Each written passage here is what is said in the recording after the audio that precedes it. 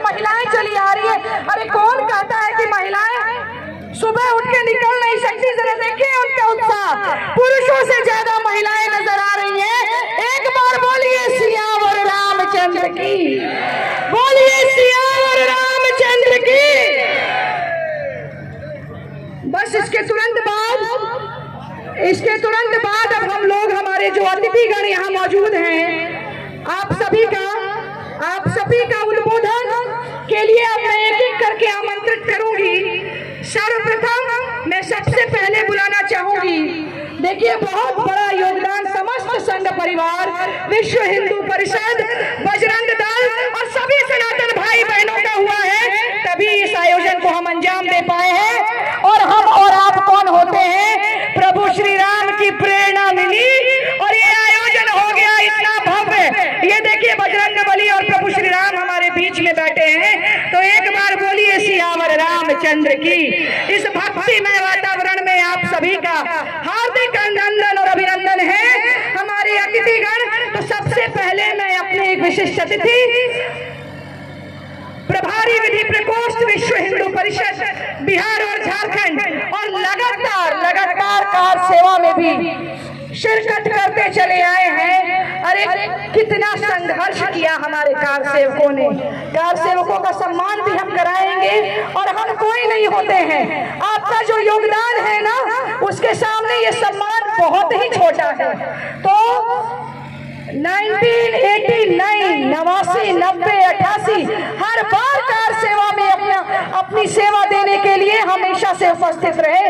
हिंदुत्व का झंडा लगातार चंपारण में नजर आता है, तो श्रीमान अशोक श्रीवास्तव आगे नजर आते हैं। तो जोरदार तालियों के साथ विश्व हिंदू परिषद विधि प्रकोष्ठ बिहार झारखंड के प्रभारी श्रीमान अशोक श्रीवास्तव जी का स्वागत करें। आपका उद्बोधन हमारे लिए बहुत ही लाभदायक होगा। आप अपनी बातें यहाँ रखें, अपना उद्बोधन यहाँ करें, अपना संस्मरण यहाँ लोगों को बताएं, क्योंकि ये आसान नहीं था इस दिन को देखना। तो हम इनका स्वागत भी करेंगे।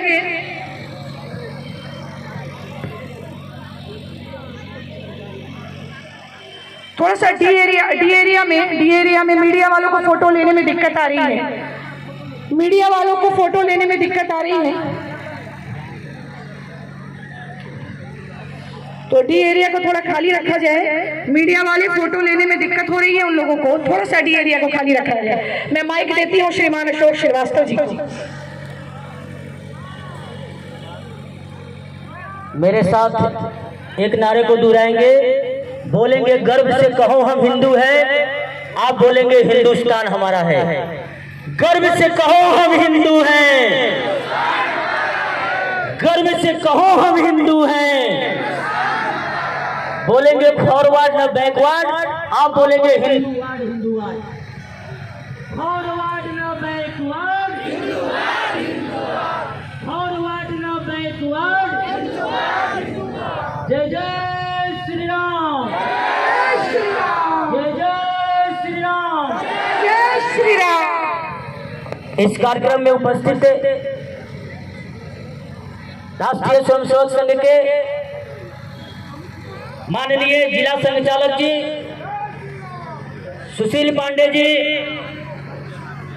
प्रांतीय अधिकारी आदरणीय कृष्ण कुमार जी, राष्ट्रीय स्वयंसेवक संघ के जो भी हमारे पदाधिकारी यहाँ उपस्थित हैं, आप सभी का अभिनंदन है। विश्व हिंदू परिषद के देवेंद्र सिंह जी, उमेश जी और जो भी हमारे बजरंग दल के कार्यकर्ता हेमंत कुमार जी, जो भी हमारी माताएं बहनें, हमारे सनातनी भाई शहीद जो साक्षात दुर्गा का रूप आप देख रहे हैं, आदरणीय डॉक्टर हीरा चंद्रा जी और अपने पति देव जो इनके यहाँ पर विराजमान हैं डॉक्टर सुभाष चंद्रा जी, आप सभी का, और जहां तक मेरी आवाज जा रही है, आप सभी का इस कार्यक्रम में हार्दिक अभिनंदन करता हूं, वंदन करता हूं। जोर से बोलेंगे जय जय श्री राम, जय जय श्री राम। भारत माता की जय। वंदे मातरम, वंदे मातरम। आज का दिन कितना आह्लादित होने का दिन है, यह सब आप अपने अंतर आत्मा से पूछकर देखिए और आप महसूस भी कर रहे हैं। इतने संघर्षों के बाद 1528 ईस्वी में एक आक्रांता आता है जिसका नाम बाबर है, विदेशी आक्रांता, और अपने सेनापति को कहता है कि हिंदुस्तान के जितने मंदिर है उसको तोड़ो। और उसी के आदेश पर उसका अमीर जो सेनापति था उसने अयोध्या का श्री राम मंदिर को ध्वस्त किया था और एक बाबरी ढांचा वहां बनाया था। यह सब आपको जानकारी में है। स्मार्ट नहीं है। आज भाषण का समय नहीं है। किसमें भेजे हैं? आज जो कार सेवक हमारे वहाँ शहीद हुए हैं उन हुतात्माओं को आज सच्ची श्रद्धांजलि पूरा विश्व का सनातनी समाज दे रहा है। और ऐसे यशस्वी प्रधानमंत्री नरेंद्र जी मोदी और यशस्वी मुख्यमंत्री और योगी जी जैसे लोगों के प्रयास से और उन कार सेवकों के का जो बलिदान हुआ है उनके हुतात्माओं को, उनके बलिदानियों को आज सच्ची श्रद्धांजलि मिल रही है। जो अयोध्या में प्रभु श्री रामचंद्र जी के मंदिर को अपने आंखों से देख रहे हैं, उनके प्राण प्रतिष्ठा को देख रहे हैं। 89 में कार सेवा हुआ गर्भगृह के अंदर, वहां के तत्कालीन मुख्यमंत्री को दत्ता बताते हुए कार सेवकों ने गर्भगृह के अंदर जाकर पूजा किया। 90 के अंदर फिर बोला क्या राम लला का जन्म भूमि है, होना चाहिए। वहाँ की सरकार के कानों पर जू नहीं रहेगा और उनके सारे सुरक्षा को दत्ता बताते हुए कार सेवक गर्भगृह की तरफ घुसा। क्या भगवान राम लला का जन्मभूमि है, इसे हिंदू समाज को सौंपो। आपको पता होगा उस समय मुलायम सिंह यादव की सरकार थी, जनरल डायल की भूमिका में, और गोलियां चलाई गई। अनेकों कार सेवकों के पैर में गोलियां लगती थी और वे जिंदा उनके पैर में बालू का बोरा बांधकर सरजू नदी में जिंदा उनको फेंक दिया जाता था। छटपटा कर कार सेवकों की हत्या और मुलायम सिंह यादव का क्रूर पुलिस ने उस समय किया था। हम ऐसे कार सेवकों के प्रति आज उनको श्रद्धांजलि अर्पित करते हैं जिन लोगों ने कार सेवा के रूप में अपनी बलिदानी दिया है, उनको हम श्रद्धांजलि अर्पित करते हैं। 90 में गोलियां चली, सैकड़ों कार सेवक मारे गए। आपको पता होगा मुलायम सिंह यादव ने कहा था कि उत्तर प्रदेश की इस प्रकार की घेराबंदी हमने कर दी है कि यहाँ परिंदा भी पर नहीं मार सकेगा। आप जैसे माताओं के पुत्र, आप जैसे दुर्गाओं की बहन, आप जैसे हमारे भाइयों के भाई, पिता, पुत्र, और राम लला के आन बान शान पर अयोध्या के तरफ कूच किया, सीने पर गोलियां खाई और जय श्री राम का विजय पताका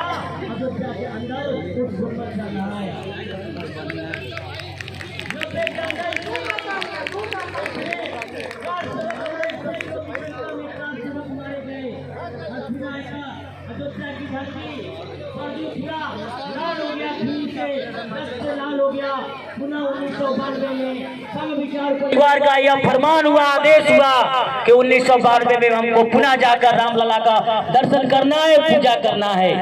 कोई योजना नहीं बनी थी पहले से, कोई प्लानिंग पहले से नहीं थी कि हमको वर्षों का क्रांति ढांचा को तोड़ना है। आप जैसे वीरांगनाएं, आप जैसे वीरांगनाओं का पुत्र, आप जैसे साक्षात दुर्गाओं का पुत्र, पति, भाई, और अयोध्या के अंदर पहुंचा, वहां पर सभा होना शुरू हुआ। सबों के अंदर एक गजब का उत्साह दिखा। हम सभी अयोध्या के उस विभाजित ढांचा के तरफ जिसको बाबर ने गुंबद के रूप में खड़ा किया था, उधर हम लोग बढ़े और देखते देखते 3 घंटे में सदा के लिए कलंकी ढांचा, बाबरी ढांचा को नेस्तनाबूद करके सरजू नदी में मिट्टिया पलेट आज उन कार सेवकों को याद करने का आज दिन है। और ये जो काम हो रहा है अयोध्या में प्राण प्रतिष्ठा का काम, समझिए कि उन कार सेवकों के परिजनों को सच्ची श्रद्धांजलि आज मिल गई और आज मिल रही है। इसलिए नवासी के अंदर बहुत सारे यहाँ पर है जो कार सेवक यहाँ पहुंचे हैं, उनका भी सम्मान होगा। यहाँ भी कार सेवक पहुंचे हैं। उस समय मैं विद्यार्थी परिषद का कार्यकर्ता था। 89, 90, 92 में दिनों में आप लोगों के आशीर्वाद से कार सेवा में मैं पहुंचा था अयोध्या के अंदर, और आप लोगों के कृपा से और हम लोग वहाँ पर विभाजित ढांचा को तोड़कर आए थे और मोतिहारी की धरती पर गर्व है। प्रेस वाले भी पूछते थे, आज तो 14 के बाद, 14 के पहले हमको अपने आप को हिंदू कहने में थोड़ा सा शंका होता था कि हम अपने आप को हिंदू कहने में डरते थे। संघ विचार परिवार तो फौलादी सीना लिए सड़कों पर अपने आप को गर्व से कहो हिंदू कहने की बात का नारा लगाता था, लेकिन समान हिंदू अपने आप को हिंदू कहने में डरता था। लेकिन 14 के बाद जो एक जलवा आया है हिंदुस्तान के अंदर कि आज समान हिंदू भी अपने आप को कह रहा है कि गर्व से कहो हम हिंदू है, हिंदुस्तान हमारा है, ऐसा हम कह रहे हैं। इसलिए बहुत सारे लोगों का थोड़ा थोड़ा आपको सुनना है। आज प्राण प्रतिष्ठा का कार्यक्रम अयोध्या में हो रहा है और ऐसा यशस्वी प्रधानमंत्री जी के नेतृत्व में हो रहा है, ऐसे यशस्वी मुख्यमंत्री योगी जी के नेतृत्व में हो रहा है। हम सब सनातनियों के लिए गर्व का विषय है। वहाँ पर देश भर विदेश भर के लगभग 5000 बड़े संत पहुँचे हुए हैं।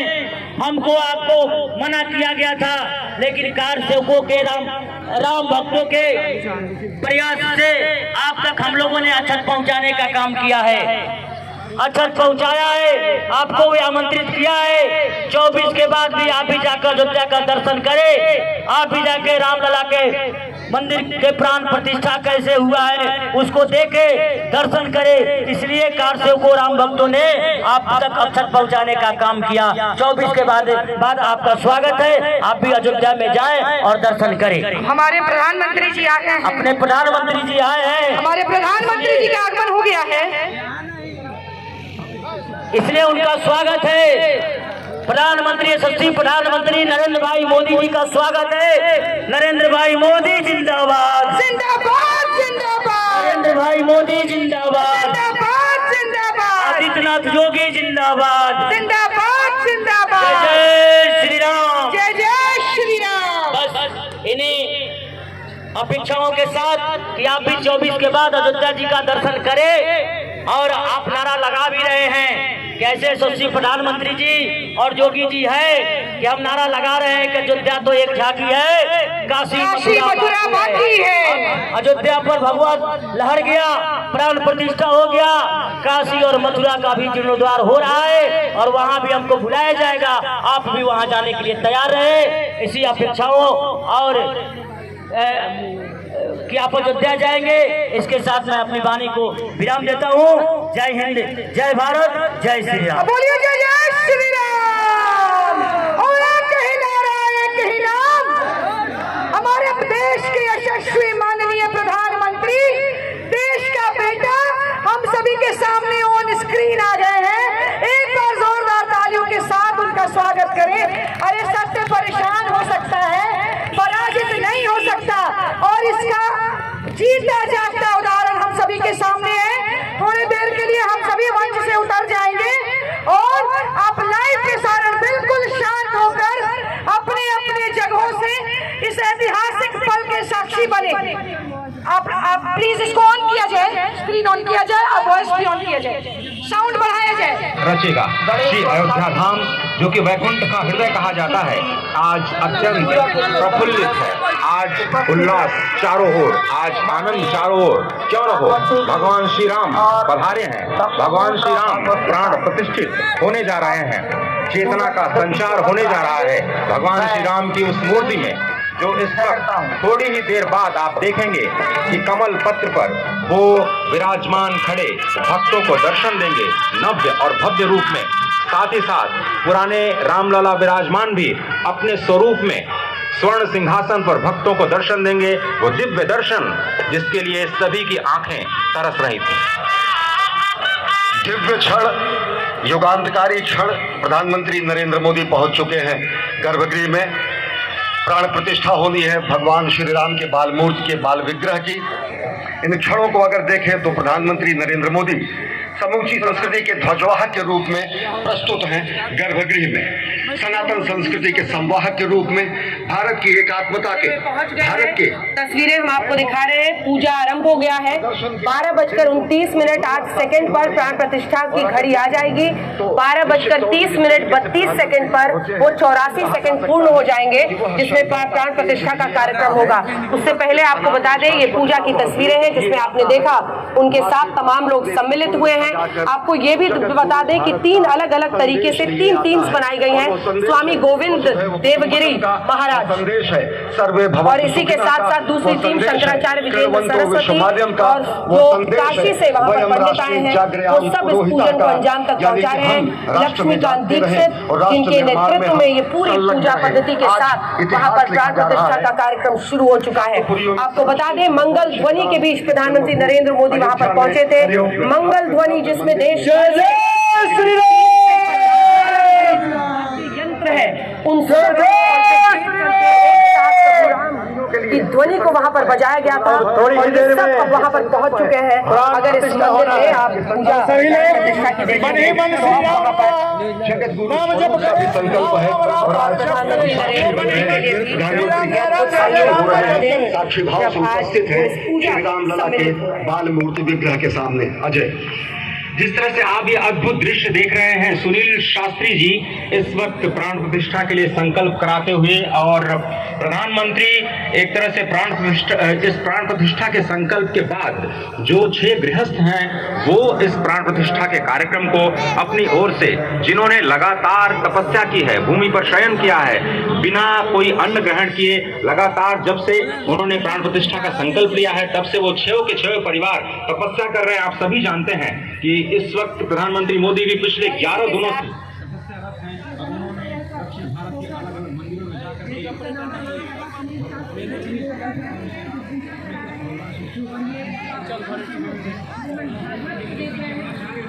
ये 6 दंपति वहाँ पर जिन्होंने यम नियमों का पालन किया, वो सब भी शामिल किए जा रहे हैं।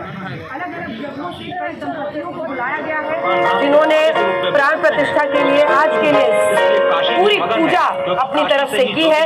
वो सभी दरअसल 14 ऐसे दंपतियों को बुलाया गया था, जिसमें रामचंद्र खरादी थे उदयपुर से, रामकुई जेमी असम से, जयपुर से गुरचरण सिंह गिल, कृष्ण मोहन हरदोई से, रमेश जैन मुल्तानी से, अदिलरासन तमिलनाडु से, महाराष्ट्र से विठल राव कामले, बहुत सारे लोगों को सभी को आज बुलाया गया है और ये सभी लोग आज शामिल हो रहे हैं ताकि तमाम पूजा पद्धति, हिंदू रीति रिवाज, हर संभव जो आज पूजा के लिए नियम होते हैं उन सबका पालन करते हुए पूजा को अंजाम दिया जाए। संजय हमारे साथ, हमारे सहयोगी भी इस वक्त जुड़ रहे हैं। संजय, तमाम पूजा के नियमों के साथ आज प्राण प्रतिष्ठा पूजा की शुरुआत हो गई है। जिन दंपतियों ने भी व्रत और यम नियम माने थे वो भी वहाँ पर है, पीएम पूजा कर रहे हैं और वो घड़ी करीब है 84 सेकंड है। उसके बाद कहा जा सकता है अरुण दान पर। जी हाँ, बिल्कुल वो घड़ी करीब है और अब मुझे लग रहा है कि 12:13 हो चुके हैं। तो अब 29 मिनट होते ही प्राण प्रतिष्ठा की जो चरम और परम स्थिति है वो वहाँ पर मौजूद होगी। वो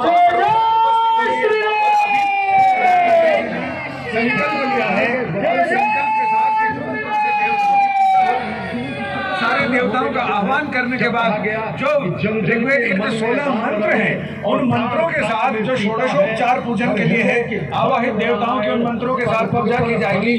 और जैसे ही 16वां मंत्र होगा उसके बाद प्राण प्रतिष्ठा का मंत्र होगा और उसके साथ ही भगवान राम के श्री पुरुषोत्तम का 51 इंच के श्री विग्रह का, उसमें प्राण का संचार हो जाएगा, देवत्व का संचार हो जाएगा और उसके बाद वो प्रतिमा विग्रह के रूप में परिवर्तित हो जाती है और विग्रह जो दर्शनीय भी है, पूजनीय भी है और उसको देखकर करोड़ों करोड़ लोग हर्षित होंगे। वैसे ही